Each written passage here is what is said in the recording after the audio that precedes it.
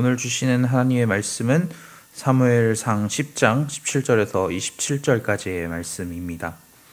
사무엘이 백성을 미스바로 불러 여호와 앞에 모으고 이스라엘 자손에게 이르되 이스라엘 하나님 여호와께서 이같이 말씀하시기를 내가 이스라엘을 애굽에서 인도하여 내고 너희를 애굽인의 손과 너희를 납치하는 모든 나라의 손에서 건져내었느니라 하셨거늘 너희는 너희를 모든 재난과 고통 중에서 친히 구원하여 내신 너희의 하나님을 오늘 버리고 이르기를 우리 위에 왕을 세우라 하는도다.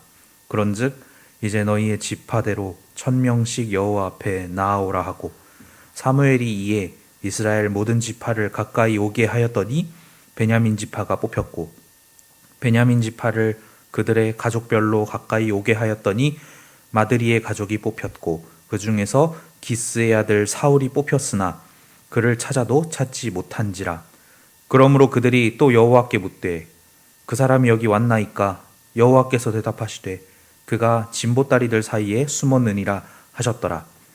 그들이 달려가서 거기서 그를 데려오매 그가 백성 중에서니 다른 사람보다 어깨 위만큼 컸더라. 사무엘이 모든 백성에게 이르되 너희는 여호와께서 택하신 자를 보느냐? 모든 백성 중에 짝하리가 없느니라 하니 모든 백성이 왕의 만세를 외쳐 부르니라.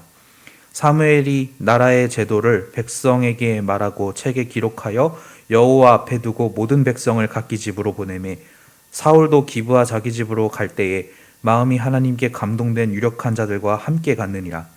어떤 불량배는 이르되 이 사람이 어떻게 우리를 구원하겠느냐 하고 멸시하며 예물을 바치지 아니하였으나 그는 잠잠하였더라. 아멘. 오늘도 하나님의 말씀을 사모하여 주말 하루를 말씀으로 시작하시는 모든 분들께 주님이 주시는 평안이 넘치기를 예수님의 이름으로 축복합니다. 우리는 계속해서 사무엘상의 말씀을 살펴보고 있습니다.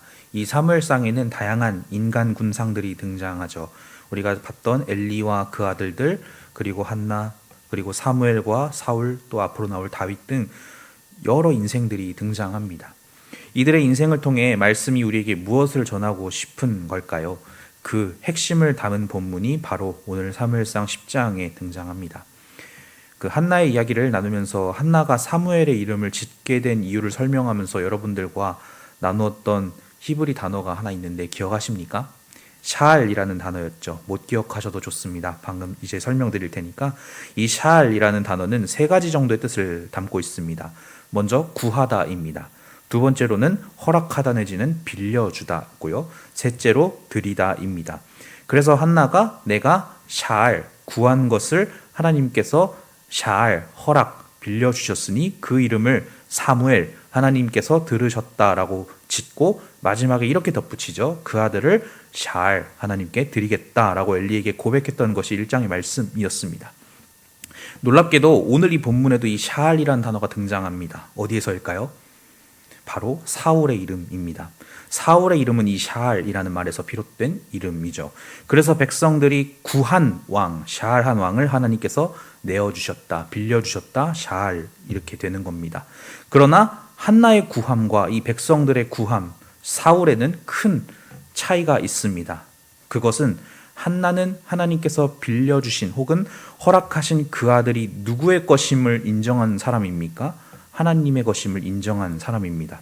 하나님께서 주신 아들임을 인정했고 그 아들의 인생을 여호와의 성전에 내맡긴 인생이 한나의 삶이었죠. 그러나 오늘 백성들은 이 한나와는 다른 구함을 보여줍니다. 오늘 본문 17에서 18절에 이 모든 균열의 원인이 등장합니다. 사무엘은 백성들을 미스바로 모은 뒤에 이렇게 탄식하죠. 여호와께서 이같이 말씀하시기를 내가 이스라엘을 애굽에서 인도하여 내고 너희를 애굽인의 손과 너희를 납치하는 모든 나라의 손에서 건져내었느니라 하셨거늘 너희는 너희를 위하여 모든 재난과 고통 중에서 친히 구원하여 내신 너희의 하나님을 오늘 버리고 이르기를 우리 위에 왕을 세우라 하는도다. 모세는 신명기 2장 7절에서 백성들에게 이렇게 고백합니다. 네 하나님 여호와께서 이 40년을 너와 함께 하셨으므로 너에게 부족함이 없었다라고 고백하죠.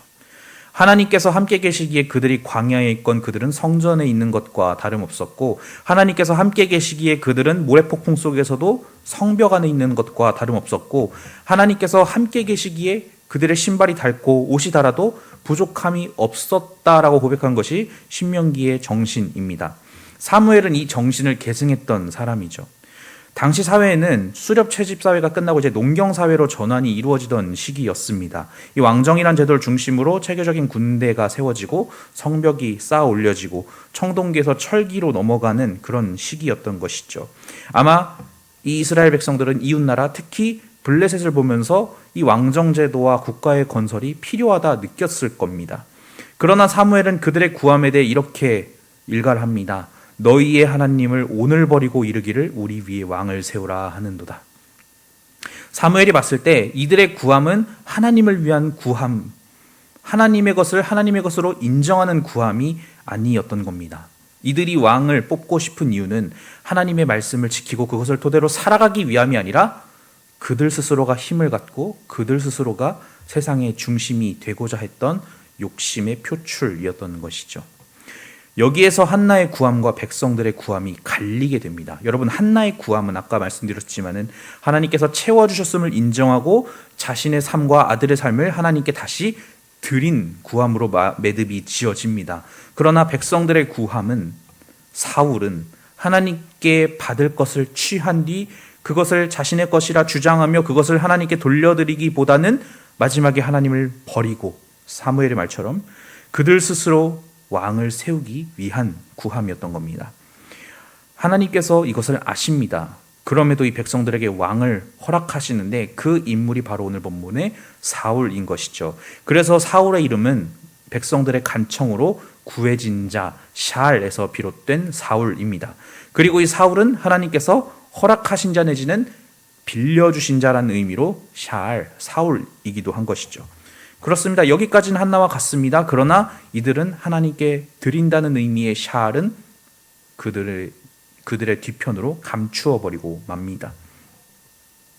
아마 우리가 사무엘상을 보면서 우리는 누가 선한지 누가 악한 인생인지 누구의 삶이 좋은 삶인지를 판단하면서 사울과 같은 인생은 피하고 다윗처럼 살아야겠다라고 이 사무엘서를 읽기도 합니다. 그러나 사무엘서의 관심은 그런 특정 인물의 인생을 나누고 분석하고 누군가를 세우는 데 있지 않습니다. 사무엘상의 관심은 하나님의 통치의 근본이 하나님을 왕으로 우리 삶에서 인정하는 데 있다는 것을 선포합니다. 하나님만이 우리의 유일한 왕이어야 함을 우리가 기억하지 못한다면 아마 우리의 삶은 이스라엘 백성들 혹은 사울의 무너진 삶과 같이 될 것입니다. 그래서일까요? 사울과 다윗의 시작은 놀랍도록 닮아 있습니다. 키가 크고 장성한 자와 키가 작고 아직 성장하지 않았다는 점만 다를 뿐이지 이 두 사람은 남들이 보기에는 왕으로 세워질 만한 인물들이 아니었습니다. 왜냐하면은 다윗이 처음에 뭘 하고 있었습니까? 양을 치고 있었죠. 양을 친다는 것은 형제 중에서 가장 보잘것없는 막내에게 맡겨지는 일들이었습니다. 그러니까 다윗이 양을 치고 있었다는 것은 얘는 왕의 기름 부음의 후보 자체에 들 수가 없는 그런 남들이 보기에는 아무것도 아닌 자였다는 것인데 사울은 12지파 중 가장 보잘것없는 베냐민 지파 출신이었습니다. 오늘 본문 20절에 의하면 하나님이 세우신 왕을 뽑기 위해 제비를 뽑으니까 가장 먼저 베냐민 지파가 뽑힙니다. 지난 화요일 새벽기도 말씀에서도 잠깐 나눴던 것처럼 사울이 속한 베냐민 지파는 사사기에 벌어졌던 일련의 사건으로 인해서 다 멸절되고 약 600명 정도만 남아서 명맥만을 겨우 유지하고 있던 지파였기 때문이죠.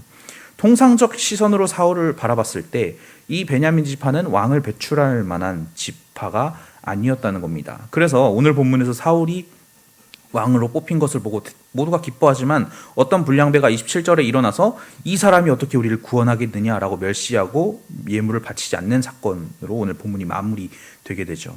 그럼에도 불구하고 여러분, 사울이 뽑힌 것은 적어도 사울이 초심을 잃기 전까지는 사람들이 어떤 조건으로 그를 바라봤건 간에 사울이 마지막으로 어떻게 몰락하건 간에 지금 이 순간만큼은 중심에 하나님을 경외하는 마음이 있었기 때문에 사울이 왕으로 뽑혔다는 것을 이 사무엘서를 보면서 우리가 읽어내야 됩니다.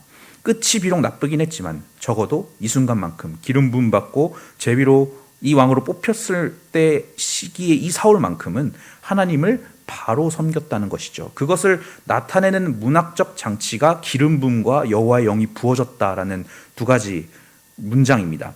예수님께서 여러분들 감람산에서 기도하는 겟세마네 기도의 본문이 이 기름 부음이 어떤 것인지 이해하는 데 매우 도움이 되는데, 여러분 감람산이라는 말 자체가 올리브산을 의미하고요, 겟세마네라는 지명은 기름을 짜는 틀을 의미합니다. 그러니까 올리브 기름을 연상하는 지역이 바로 겟세마네와 감람산인데, 여러분 이때 왕을 세울 때 부었던 기름이 올리브유입니다. 그런데 예수님께서 이곳에서 눈물과 땀을 쏟아내면서 하나님께 자신의 연약한 마음을 다 표현하시죠. 그리고 마지막에 이렇게 말씀하시잖아요. 그러나 아버지의 뜻대로 하옵소서. 이 기도 장면의 의미는 예수님께서 자신 안에 있던, 내 병 안에 있던 모든 것을 하나님 앞에 개워내고 빈 병이 되어 하나님의 영에 감동되는 것을 보여주는 에피소드입니다. 내 모든 것들을 비워내고 마지막에는 그 안에 하나님의 영을 부어서 이제 십자가로 향하는 그런 일종의 기름 부음을 의미하는 맥락의 에피소드인 거죠. 하나님께 기름 부음을 받는다는 것은, 제사장, 왕이 된다는 것은, 예언자가 된다는 것은 나의 모든 것을 내려놓고 빈병이 되어 하나님의 말씀을, 영을 부음받아 사는 삶이 되었음을 선포하는 의식인 겁니다. 따라서 사울이 처음 하나님께 선택되어 기름 부음을 받았다는 것은 그가 이 순간만큼은 하나님의 말씀을 듣고 하나님의 영에 감동될 자질을 가진 인물이었다는 것을 보여줍니다. 그래서 우리가 읽었던 어제 말씀 10장 6절에는 사울에게 하나님의 영이 임했다라는 표현이 쓰이고요, 내일 본문인 11장 6절에서는 모든 사람이 길르앗 야베스 사람들이 위기에 처합니다. 암몬 사람들이 쳐들어와 가지고 이 사람들을 다 죽일 위기에 처했는데 못 본 척해요. 근데 이때 사울에게 하나님의 영이 임하고 그를 감동시켜서 그가 암몬 사람들을 물리치는 이야기가 등장합니다. 여러분은 오늘 어떤 마음가짐으로 살아가고 계십니까?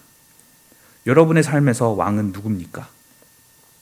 바라건대 우리의 연약함을 하나님 앞에 고백하고 우리의 부족함을 내어놓되 그 모든 것을 주님 앞에 내려놓았던 예수님처럼 우리 역시 우리의 보잘것없음을 인정하고 그것을 하나님 앞에 쏟아놓고, 그리고 우리가 주인 되고자 하는 모든 마음을 비워내고 나가기를 소망합니다. 그렇게 빈병이 되어 하나님의 말씀이, 하나님의 영이 우리를 감동시키게 두는 그런 우리 되기를 소망합니다. 그 부어지는 기름에 따라 오늘도 제사장으로서 또 몸된 성전으로서 하나님의 영광을 드러내는 여러분과 제가 되기를 예수님의 이름으로 축복합니다.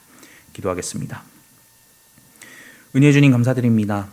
오늘 보잘것없는 우리를 택하시고 우리를 몸된 성전과 제사장 삼음에 감사 올려드립니다. 주님의 영이 우리를 통치하게 하시고 다스리게 하시고 우리가 다른 것을 왕으로 삼는 것이 아니라 하나님을 왕으로 섬기며 하나님의 말씀을 따라 오늘도 살아가는 우리 모두 될 수 있도록 인도하여 주시옵소서.